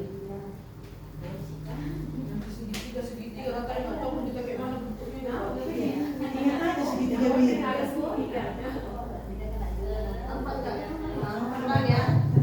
Oke, ini segitiga restitusi. Jadi ketika ada suatu masalah anak-anak kita harus menyelesaikannya menggunakan segitiga restitusi. Yang pertama menanyakan keyakinan. Nah ini, kalau ada kasus kita menanyakan keyakinan. Misalnya tadi ada kasus dia sering keluar masuk, alasannya permisi, kita tanya menanyakan keyakinan. Nak, kira-kira kamu tahu nggak kesalahan kamu? Tahu Bu, apa? Saya sering keluar masuk Bu. Menurut kamu keyakinan kelas apa yang sudah kamu langgar? Nah seperti itu. Jadi kita menanyakan, nggak boleh kita langsung marah-marah. Oh kau ya. Menurut kamu keyakinan kelas apa yang sudah kamu langgar? Nih menanyakan keyakinan. Oh apa Bu, keluar tanpa permisi, tidak permisi saat keluar dari kelas. Nah benar, itu keyakinan kelas sudah kamu langgar. Terus menstabilkan identitas supaya dia tidak merasa bersalah atau merasa dia kecil hati karena dimarahin. Distabilkan identitasnya. Bagaimana bahasanya? Ibu tahu, ibu juga pernah berbuat salah misalnya. Ibu juga pernah mengalami hal seperti kamu. Ibu pernah berbuat salah, kawan-kawan kamu juga pernah berbuat salah. Tidak keluar tidak izin atau misalnya berbuat ribut, marah di kelas. Seperti semalam saya buat video segitiga restitusi anak Pak Maruzal saya buat, si Siva. Saya buat videonya, ibaratnya dia bertengkar dengan si Alim dan dia menggebrak meja, marah dia. Kenapa? Karena sering dicontek sama si Alim misalnya. Jadi sering dicontek, akhirnya siapa marah? Siva marah. Nah setelah kita menanyakan keyakinan kelas apa yang sudah dilanggar, kita menstabilkan identitas. Kita bilang, kita semua pernah berbuat salah, ibu pun pernah berbuat salah nak. Tapi akankah lebih baiknya jika saja kamu tidak melakukan hal yang lebih parah dari itu.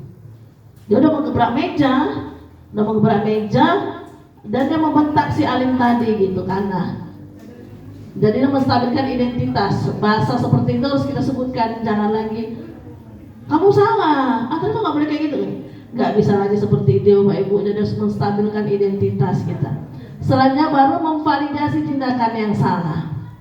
Setelah dia sudah stabil, kita validasi. Nah, sana saya sebut lagi sana namanya Sifa. Jadi kamu tahu nggak Sifa apa kesalahan kamu? Tahu Bu, apa kesalahan kamu? Karena saya sudah emosi Bu, saya sudah marah.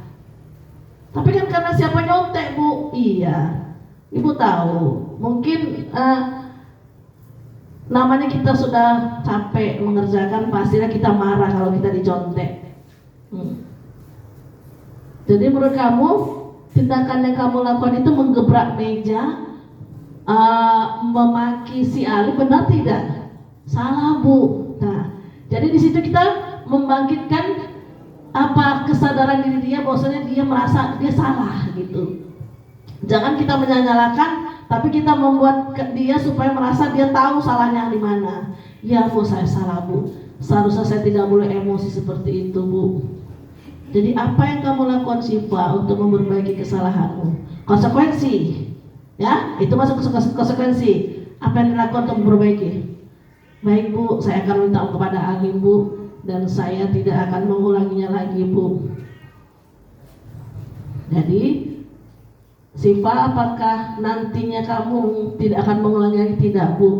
Nah seperti itu. Baiklah Sifa, karena Sifa sudah memahami, sudah tahu kesalahan Sifa, dan Sifa mau memperbaiki kesalahan Sifa. Oke, Sifa boleh balik ke kelas. Jadi kita tidak lagi ada penghukuman marah-marah atau apa gitu kepada si Sifa tadi. Disinilah diharapkan segitiga restitusi.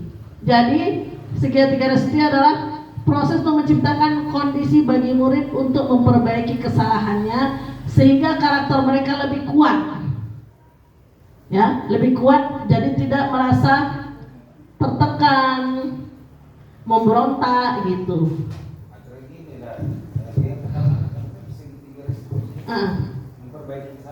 Menanyakan keyakinan dulu, menanyakan keyakinan. Iya, maksudnya dia tahu dulu dia salah itu apa. Menyadari akan kesalahannya. Berarti dia dari mana dulu tadi? Menanyakan keyakinan. Bervalidasi gitu. Baru dia menstabilkan identitas, baru ke validasi. Oh, jadi di sini pertama 2 3. Iya. Nah, kan kita udah buat keyakinan kelas, ya kan? Nah, ketika dia baru seperti itu kita tanya, paham nggak dia tentang keyakinan kelas? Apa yang dilanggar? Dilanggar. Ya kan ada satu keyakinan kelas yang dilanggar kan? Tanya dia. Nah, itu distabilkan karena emosi dia. Stabilkan, ya, distabilkan identitas ya. Baru ditanyakan kembali kesalahannya, apa yang dilakukan, dan cuma sebagai, jadi kita serahkan kepada dia untuk memperbaiki kesalahannya, tidak kita yang mau nyuruh. Jadi besok kamu datangi Alim ya, kami minta maaf ya, nggak gitu. Atau besok kamu jangan lagi ya, enggak. Kita usahakan dia yang bicara sendiri atau dia mengungkapkan sendiri bahwasanya dia akan minta maaf kepada si Alim memperbaiki kesalahannya. Terus ya ini kasus kita ya, Bumi ya. Yang kemarin ya kita pakai segitiga restitusi, jadi kita tambah lagi satu sisi lagi ya. Nah, paten itu harus kita bikin. Paten. Kami nggak ada nanya marah-marah. Kau gini, kau gini, kau gini, kau ada. Kami panggil. Iya. Iya.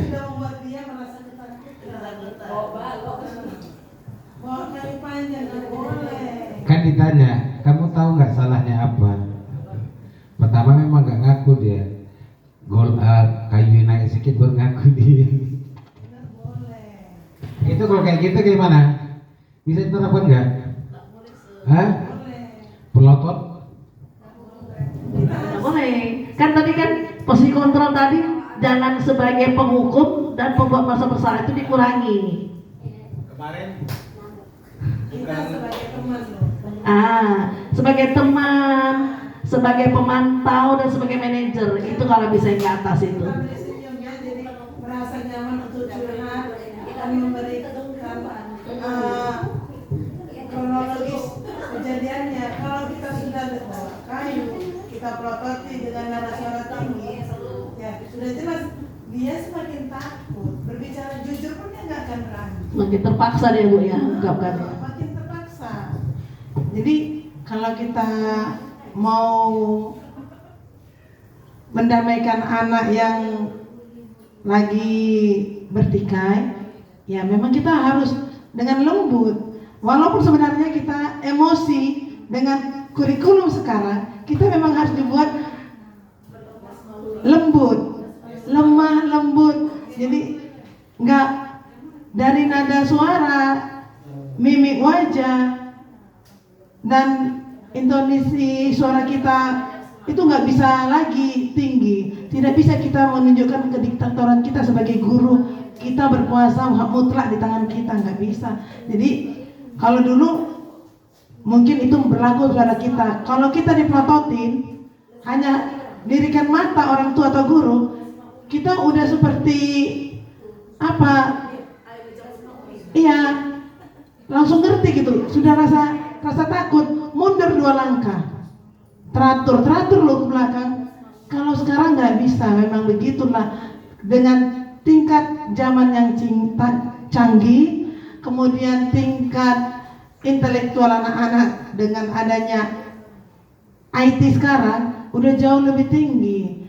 Jadi memang kita dibutuhkan jadi lebih lembut, dan itu baik juga untuk guru.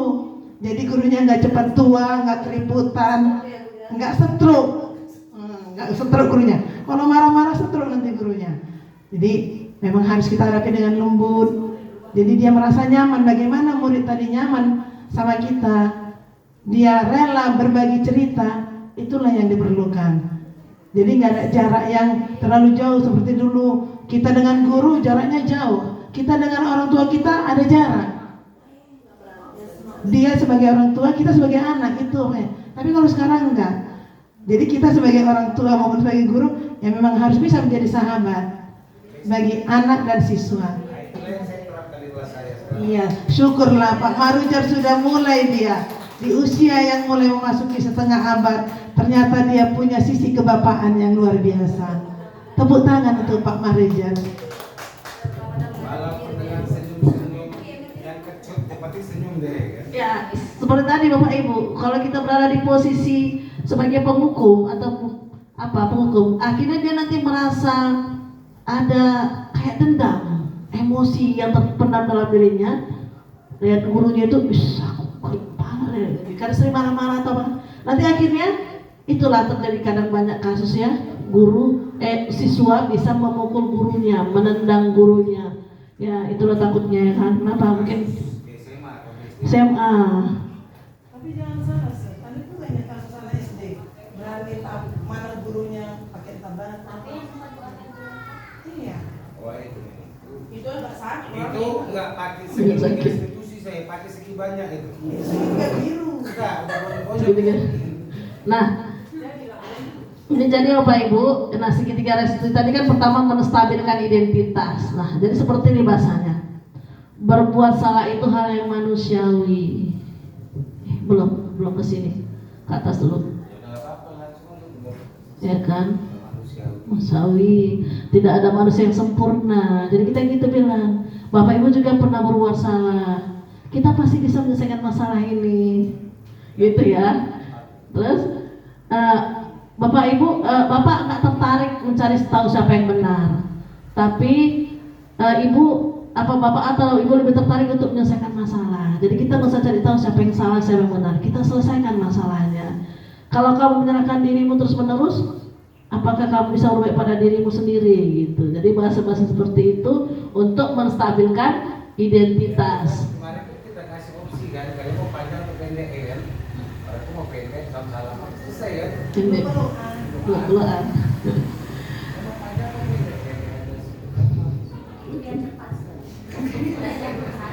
Belum sadar, masih keterpaksaan sadarnya ya.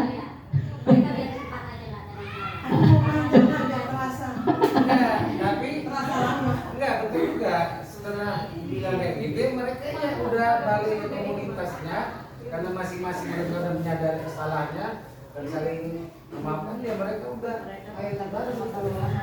Iya, tapi mungkin namanya bareng, tapi di dalam hati tadi mungkin masih belum terungkapkan rasa kekesalannya.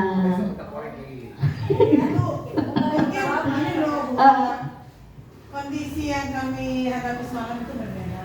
Memang kita tidak, saya pribadi sebagai, karena kita kan kelasnya 2 ya, siapapun itu tetap anak kita. Jadi kondisinya semalam itu berbeda. Kebetulan memang dari kelas 6B itu yang agak usil sedikit. Mungkin dia ingin salah perkenalan tapi berbeda. Ya.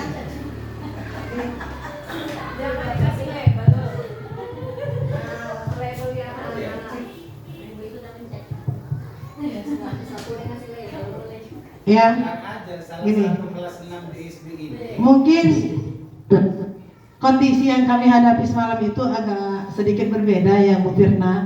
Dengan statement Bu Firna tadi, ada yang belum terlampiaskan tadi, itu saya rasa sebagai kami semalam itu yang menstabilkan situasi anak-anaknya.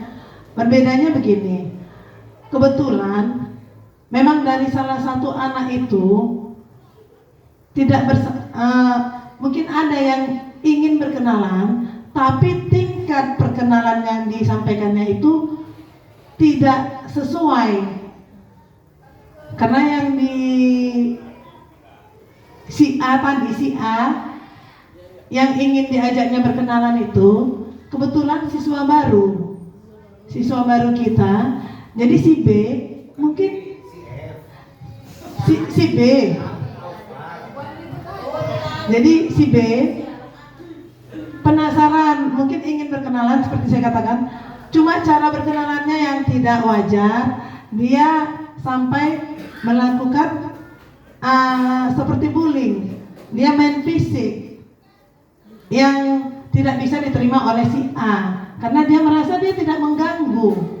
Ya, tapi kami tidak mencari benar salahnya. Seperti tadi, ya mungkin salah perkenalannya yang berbeda, tapi si B mengaku memang dia melakukan sedikit dorongan tadi kepada si A dan dia memang tidak diganggu oleh si A. Secara langsung menyebutkan nama dia tidak diganggu oleh si A. Jadi dia memang mengaku bersalah dan konteks selanjutnya kami suruh mereka salam-salaman. Setelah salam-salaman ditanya, si A memaafkan tindakan si B? Dia memaafkan, kemudian si B pun menyatakan permintaan maafnya karena memang dia mengakui memang dia yang melakukan permainan fisik langsung ke tubuh si A, tapi tidak fatal, hanya salah perkenalan. Jadi setelah saling maaf-maafan mereka salam-salaman, kemudian kami suruh peluk-pelukan. Untuk kedepannya mereka mulai dari hari kami stabilkan kondisinya, mereka itu teman. Jadi tidak ada lagi pelanggaran fisik yang beralih nanti bisa menjadi bullying. Karena kategori bullying itu kan banyak ya. Ucapan tidak senonoh pun sudah termasuk bullying, bukan hanya secara fisik. Jadi kondisinya semalam itu berbeda, hanya salah perkenalan yang luar biasa yang tidak disadari anak-anak bisa menyakiti temannya sendiri. Itu saja. Iya, Bu Uli, terima kasih Bu Uli. Sudah besti ya. Nah, tapi Bapak Ibu sesungguhnya ada validasi kebutuhan yang mungkin belum terpenuhi, belum sampai ke sana, ya kan? Nah ini validasi kebutuhan ini harus memang kita penuhi supaya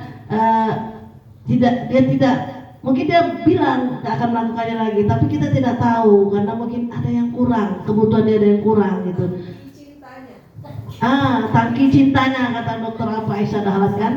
Nah, di sini cara atau kata-kata yang bisa kita ucapkan untuk memvalidasi kebutuhan mereka itu bisa seperti memang kamu bisa melakukan hal yang lebih buruk, tapi kamu tidak melakukannya kan. Nah, berarti dia masih misalnya kami bisa lebih buruk dari itu, tapi kamu nggak melakukannya kan. Nah, berarti kan masih ada kita menghargai walaupun dia sudah berbuat salah. Terus kamu pasti punya alasan mengapa melakukannya. Nah, apakah Bapak Ibu waktu kejadian kemarin itu pernah ada nggak ditanyakan apa alasan kamu nak melakukan seperti itu? Udah kita tanyakan Bu Firna. Udah tanyakan ya Pak Iya, Ibu. makanya tadi itu seperti miscommunication ya sebenarnya di antara kedua anak tadi A dan B. Versi si B, si A teriak, berteriak, tapi si A mengatakan dia tidak teriak. Tapi seandainya pun itu teriakan si A, tapi si B yang merasa, sedangkan si A tidak ada mencemooh atau mengatakan nama, tapi si B merasa. Jadi memang karena kita memang lebih di luar negative thinking daripada positive thinking, itu yang membuat itu miskomunikasi dan negative thinking dari anak tadi. Orang tidak ada sebut nama apapun kalau dari ceritanya. Kemudian memang si A pun mengaku tidak ada mengatakan apa-apa atau mengeluarkan suara apa-apa. Mungkin ada suara lain di belakang, tapi kebetulan dia di barisan depan. Jadi lirikan si B melihat ke belakang atau ke arah suara, dia merasa dia, makanya saya bilang miskomunikasi ya itu. Memang bahaya, lirikan sekarang bahaya kan Bu, iya Bu ya. Nah, oke. Yang terakhir ya, sedikit lagi terakhir ini. Menanyakan keyakinan, tadi ya, nilai-nilai apa yang sudah apa. Jadi untuk membuat segitiga restitusi ini Bu, memang harus kita buat keyakinan kelas tadi. Baru kita bisa ke segitiga restitusi, karena di keyakinan kelas tadi kita bisa menanyakan keyakinan apa yang sudah dilanggar atau yang tidak dilakukan oleh siswa kita yang berbuat salah tadi. Nah, jadi menanyakan keyakinan itu apa, misalnya kata-kata apa nilai yang bisa kita percaya sekolah kita, nilai-nilai universal apa yang telah kita sepakati, kelas seperti ideal apa sih, kamu ingin jadi anak seperti apa sih apa yang kamu rasakan ketika kamu lakukan itu, kamu menjadi orang yang seperti apa, seperti itu ya Bapak Ibu. Oke, nah mungkin kita sudahi saja. Nah, jadi dalam model positif itu peraturan kelas, keyakinan kelas. Jadi dari peraturan kelas kita ubah menjadi keyakinan kelas dengan bahasa yang jangan lagi tidak boleh membuang sampah sembarang, itu masih peraturan kelas. Kita ubah menjadi keyakinan kelas dengan membuang sampah pada tempatnya, keluar kelas, permisi jika ingin keluar kelas, seperti itu ya. Itu menjadi keyakinan kelas. Lalu berubah menjadi lingkungan yang positif. Setelah kita buat keyakinan kelas dengan positif, yang akhirnya menjadi budaya yang positif. Ya, terima kasih Bapak Ibu atas kehadirannya. Mungkin ini saja pemaparan saya tentang budaya positif. Lebih dan kurangnya saya mohon maaf, dan bisa kita diskusikan kemudian. Kepada Allah saya mohon ampun. Billahi taufiq wal hidayah. Assalamualaikum warahmatullahi wabarakatuh.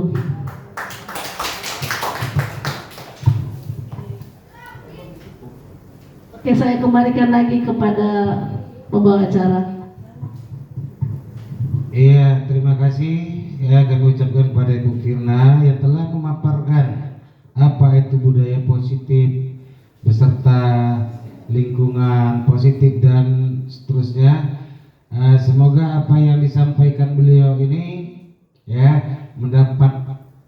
merupakan pengetahuan baru bagi kita, dan kalaupun memang kita sudah pernah mendengarnya menjadi lebih mantap pemahamannya ya. Dan demikian ya, akhir kalam saya selaku juga pembawa acara mohon maaf bila ada kesalahan. Bila taufiq hidayah. Assalamualaikum warahmatullahi wabarakatuh.